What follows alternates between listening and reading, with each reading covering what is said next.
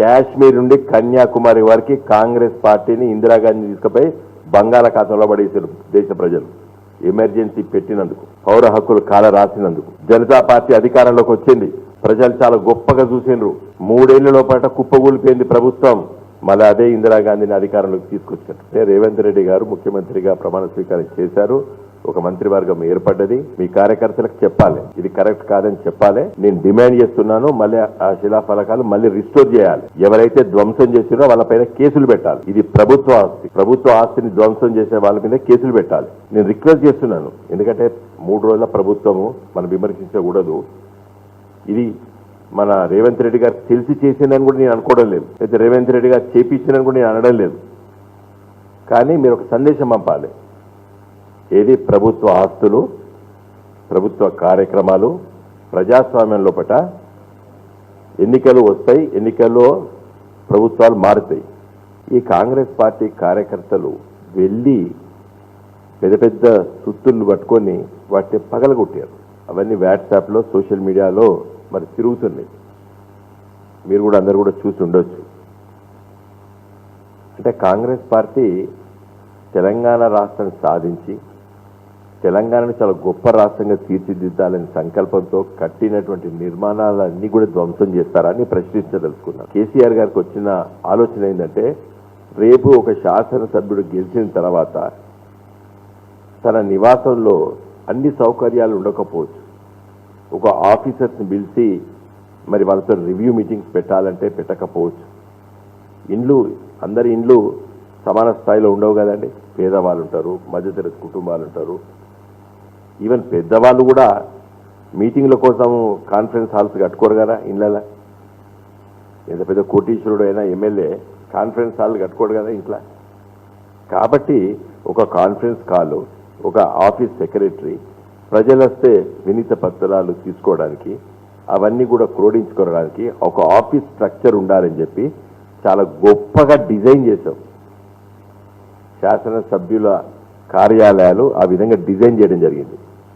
ఒక ఆఫీసు, ఒక office secretary, తర్వాత కంప్యూటర్ రూము, ప్రజలు వస్తే ఎమ్మెల్యే కూర్చొని మాట్లాడడానికి ఒక రూము, తర్వాత ఆఫీసర్స్తో కావాలంటే ఒక చిన్న కాన్ఫరెన్స్ హాలు, ఇవన్నీ కూడా నిర్మించి ఒక శాసనసభ్యుడు ప్రజల దగ్గరికి అందుబాటులో ఉండాలి. కాబట్టి అదే ఆఫీస్ మీద ఒక ఇల్లు, ఆ ఇల్లు ఒక 2 బెడ్రూమ్ 3 బెడ్రూమ్ ఇల్లు, ఒక డైనింగు, ఒక కిచెను, ఈ విధంగా ఒక శాసనసభ్యుడు అనేవాడు తన నియోజకవర్గంలోనే ఉండాలి. ఆ నియోజకవర్గంలో పని చేయడానికి ఇంత గొప్పగా తీర్చిదిద్దాలి ఆఫీసులు, ఇల్లు అని చెప్పి చాలా గొప్పగా ఆలోచించినటువంటి ముఖ్యమంత్రిగా కేసీఆర్ గారు ఈ పని నిర్మాణాలకి శంకుస్థాపనలు, అదేవిధంగా మరి ఇనాగ్రేషన్స్ ఇవన్నీ ఉంటాయి. అది టీఆర్ఎస్ పార్టీతో మొదలు కాలేదు, టీఆర్ఎస్ పార్టీతో కంప్లీట్ కావు. స్వాతంత్రం వచ్చిన కానించాలి ఎప్పుడు ఏ కార్యక్రమాలు చేసినా కూడా ఇవన్నీ ఉంటాయి.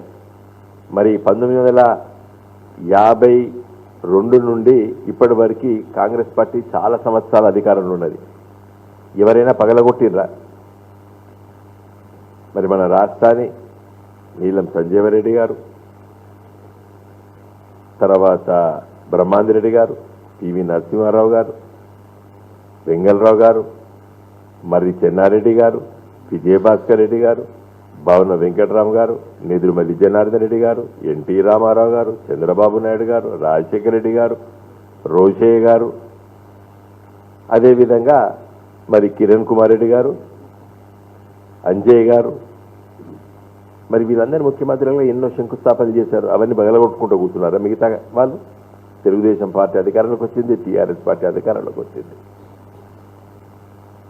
దేశ ప్రజలు, భారతదేశం చాలా గొప్ప దేశం, గొప్ప ప్రజాస్వామ్య దేశం. ఇది ఓటు హక్కు బుల్లెట్ కంటే పవర్ఫుల్ అని చెప్పి తీర్పు ఇచ్చి చూపించారు ఈ దేశ ప్రజలు. ప్రజలకు నచ్చలేదు, నిన్న మమ్మల్ని కూడా ఓడగొట్టిండ్రు. మీరే ఎల్లకాలం ఉంటారని అనుకోకండి. ప్రజాస్వామ్యం లోపల, ఎన్నికల లోపల పాల్గొంటాం, గెలుస్తాం, ఓడిపోతాం. కానీ నిజంగా ప్రజాక్షేత్రంలో పనిచేసే రాజకీయ నాయకులు అనేది ప్రజలకు తెలుసు. మాలాంటి వాళ్ళం 24 గంటలు రాజకీయాలు తప్పితే మాకు లేదు. ప్రజా సేవలు చేయడానికే మేమున్నాం. ఈ ప్రభుత్వం మంచి పని చేస్తే తప్పనిసరిగా మంచి పని చేసిందని చెప్పేటువంటి ధైర్యం మాకుంది. ఈ ప్రభుత్వం తప్పులు చేస్తే ఎండగడతాం, చీల్చి చెండాడతామని కూడా చెప్పదలుచుకున్నాను. నేను రెండు చెప్తున్నాను, మంచి చేస్తే మంచి చేసిందని చెప్తాం, చెడు చేస్తే చెడు చేసిందని ప్రజలకు చెప్తాం. కానీ ప్రజల ఆస్తుల్ని ధ్వంసం చేయొద్దు. ఇలా నాకు చాలా బాధిస్తుంది. అసలు ఎవరికైనా ఆలోచన ఉన్నదా? ఈ దేశంలో కాంగ్రెస్ పార్టీ పరిపాలించింది, బీజేపీ పరిపాలించింది, తెలుగుదేశం పరిపాలించింది, కమ్యూనిస్ట్ పార్టీలు పరిపాలించినాయి. ఒక శాసన సభ్యుడికి గౌరవం ఇచ్చి ప్రజల క్షేత్రంలో ప్రజాక్షేత్రంలో ఉండాలి, ప్రజలకు మంచి ఆఫీస్ ఉండాలి, ప్రజల దగ్గరికి వాళ్ళు తీసుకోవాలి, ఒక కాన్ఫరెన్స్ హాలు, ఒక తహసీల్దారు, ఒక ఇంజనీరు, లేకపోతే అక్కడ ఉన్నటువంటి ఆ కాన్స్టిట్యున్సీలో ఉన్నటువంటి ప్రభుత్వ అధికారులు పిలిపించి కూర్చొని మాట్లాడేటువంటి ఒక మంచి సౌకర్యాన్ని కల్పిస్తే దానికి శంకుస్థాపన చేసి 119 శాసనసభ నియోజకవర్గాలు కట్టించినటువంటి ప్రభుత్వము కేసీఆర్ గారి నాయకత్వాన కట్టించింది ఈ రాష్ట్ర ప్రభుత్వం. దాన్ని పగలగొడతారా మీరు? పోనీ నేను అనుకున్నా ఇక్కడ ఈ వినయ్ భాస్కర్ దగ్గర జరిగిందంటే ఎవరో పిల్లలు ఎవరో చేయొచ్చు అనుకున్నాను. ఎక్కడ హనుమకొండ, ఎక్కడ అచ్చంపేట, ఇంకా 2-3 దిక్కులే లొల్లులు పెట్టిండ్రట. ఇప్పుడే చెప్తున్నారు మా శాసనసభ్యులు అక్కించాలి ఫోన్ చేసి. ఇది కరెక్ట్ కాదు. మరి పిసిసి అధ్యక్షులు వారే, రేవంత్ రెడ్డి గారు, ముఖ్యమంత్రి గారు వారే. కాబట్టి వారిని ఉద్దేశించి నేను చెప్పడం జరిగింది.